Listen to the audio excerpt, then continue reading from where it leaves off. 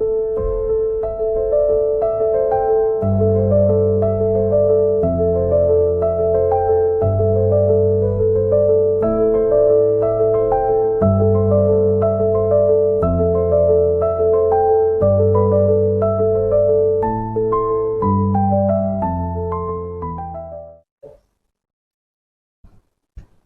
Madam.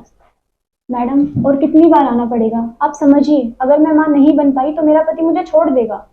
अरे मैंने कितनी बार कहा है आपको, आपके पति की रिपोर्ट्स कहाँ हैं? वो क्यों नहीं आते? मैंने उसे कितनी बार अपने साथ आने को बोला है, पर वो मेरी एक नहीं सुनता। उसका कहना है कि अगर मुझ में कोई कमी ही नहीं तो मैं क्यों आऊं। पहले के डॉक्टर्स ने भी बोला था कि आपके पति में कमी है। आपकी रिपोर्ट्स बिल्कुल नॉर्मल है। आपके पति की जांच के बिना मैं आपकी कुछ मदद नहीं कर सकती।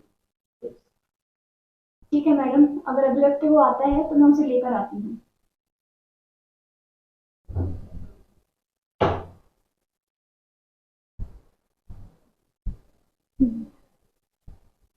डॉक्टर, मैं तो बहुत ही परेशान हूँ। इतनी उम्र की हो गई मेरी बेटी, अभी तक ना इसके पीरियड्स आए, ना लड़कियों वाला शरीर विकसित हुआ। आज तो स्कूल से भी रोते रोते आई थी। इसकी क्लास के बच्चों ने बहुत चिढ़ाया है इसको। अब आप ही कुछ इलाज बताइए। मैंने जो आपको रिपोर्ट्स कराने को बोली थी, आप लेकर आई हैं? हाँ जी, लीजिए।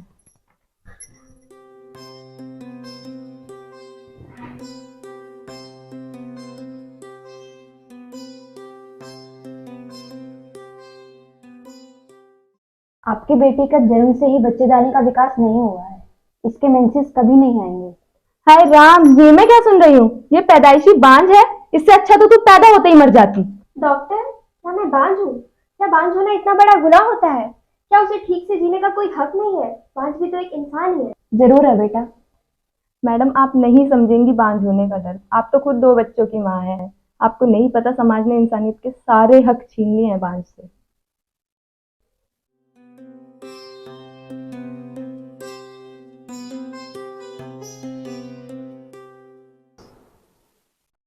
Good evening madam.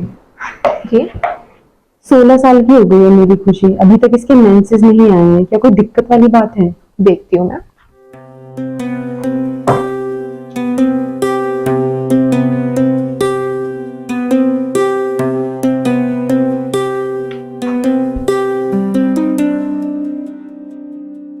आपकी बेटी को मुलेरियन एजेनेसिस है। मैडम, ये मुलेरियन एजेनेसिस क्या होता है? मुलेरियन एजेनेसिस एक कंजेनाइटल अनोमली है जिसमें एम्ब्रियोनिक स्टेज में मुलेरियन डक्ट से प्रॉपर यूट्रस फॉर्मेशन नहीं हो पाती है। मेरी बेटी ठीक तो हो जाएगी ना? इसके मेंसेस तो आ जाएंगे ना? देखिए मैम, जब आपकी बेटी आपके गर्भ में थी तब उनके गर्भाशय यानी बच्चेदानी का ठीक विकास नहीं हो पाया था और इसी कारण उनके मेंसेस नहीं आ रहे हैं। तो क्या मेरी बेटी कभी मां नहीं बन सकती? आपकी बेटी एक अच्छा डॉक्टर बन सकती है। बीएमएस कर रही है ना, ये कोई कम बात है? लेकिन मैडम इसकी शादी कैसे होगी? क्या कोई भी लड़का इसे इस कमी के साथ एक्सेप्ट कर पाएगा? सिर्फ मां बनना तो औरतों का काम नहीं। लेकिन लोग क्या कहेंगे, समाज क्या कहेगा? समाज का निर्माण हमारी सोच से ही तो होता है।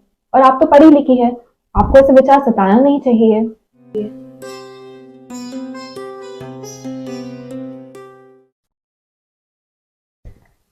सुनो, कल खुशी के लड़के वाले देखने आ रहे हैं। मुझे तो बहुत चिंता सता रही है। क्या वो उसे एक्सेप्ट कर पाएंगे? क्यों नहीं एक्सेप्ट करेंगे? क्या कमी है हमारी बेटी में? डॉक्टर है वो, और सुनील अच्छा लड़का है।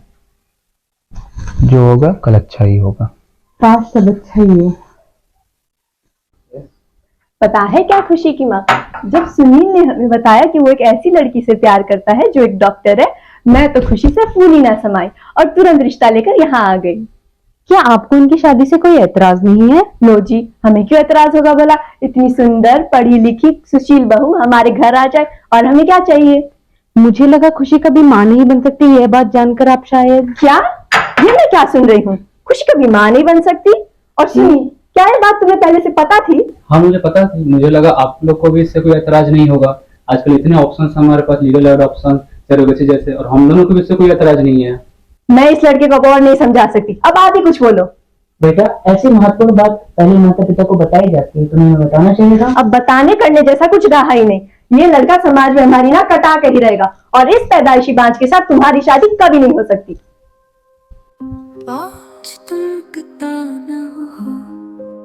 ससुराल का मनहूस को ना हो, तलाक का जिंदा अर्थ हो, तुम व्यर्थ बेबस दर्द हो।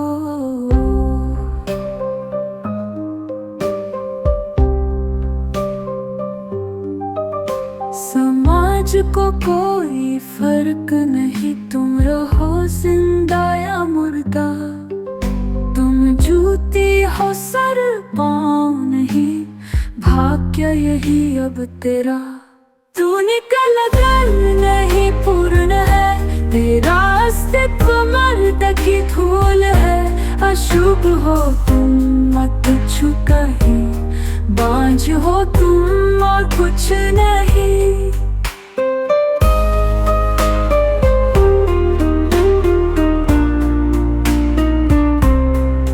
तुझ में रूप सही गुण सही पद किस्मत यदि गर्भ पूर्ण नहीं, ए औरत यही तो कर्म तेरा, बच्चे पैदा करना ही धर्म तेरा। है राह गई तू मुड़ जरा, नहीं दूर पतंगा खींच जरा, हरियाली सी तू खिल गई, हदीस नहीं तू मिल सही। तू धरती से सबकी माता, तू माथा तेरे सासी जनता, हर रिश्ता तेरा अंश है, तू बांझ नहीं पर वंश है, तू बांझ नहीं पर वंश है।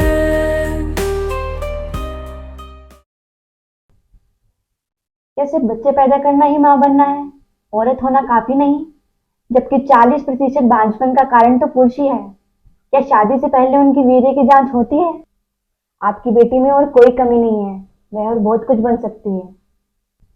चलिए मुझे निकलना होगा, मुझे स्कूल छोड़ने जाना है। अपनी दत्तक बेटियां का। दत्तक बेटियां? यानी आपने बच्चे गोद लिए हैं? जी।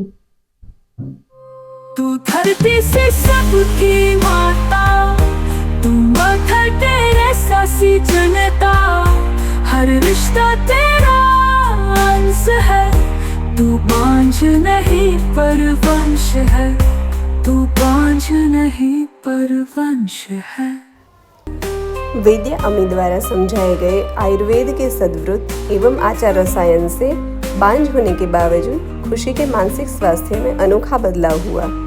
वह आयुर्वेद की उच्चतर पढ़ाई करके इनफर्टिलिटी स्पेशलिस्ट बन गई और आयुर्वेद के प्रति लगन एवं प्रैक्टिस से कई निसंतान दंपतियों का इलाज किया।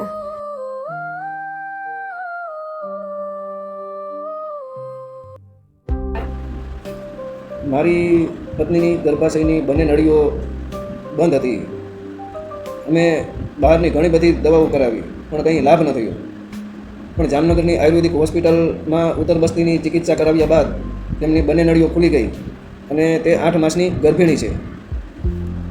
मेरे बायोकेमिस्ट्री ट्रस्ट के कारण मुझे बार बार गर्भपात हो रहा है। आयुर्वेद वेद की काउंसलिंग और उपचार की वजह से मैं आज एक स्वस्थ शिशु की मां हूं।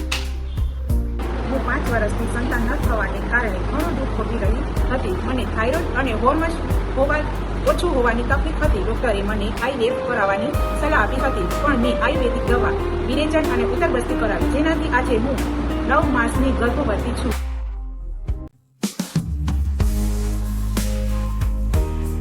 यह कहानी समर्पित है उन बांझ महिलाओं को जिन्होंने समाज के बदसलूकों के बावजूद भी अपने आप को मानसिक मजबूती से खड़ा रखा।